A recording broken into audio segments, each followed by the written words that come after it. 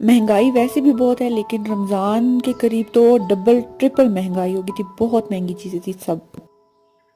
اتنی مہنگی چیزیں لے کے ہمارا سب کا بی پی لو ہو گیا، اور ناشتہ بھی ہم لوگ نہیں کر کے گئے ہوئے تھے، تو پھر سب سے پہلے ہم لوگوں نے پیٹ پوجا کی تھوڑی،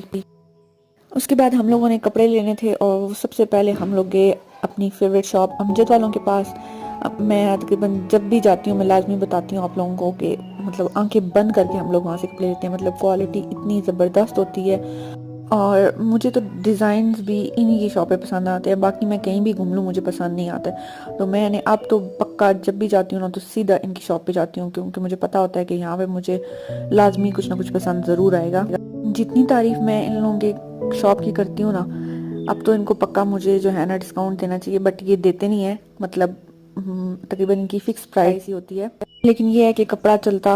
بہت لمبا ہے، تو مطلب کیا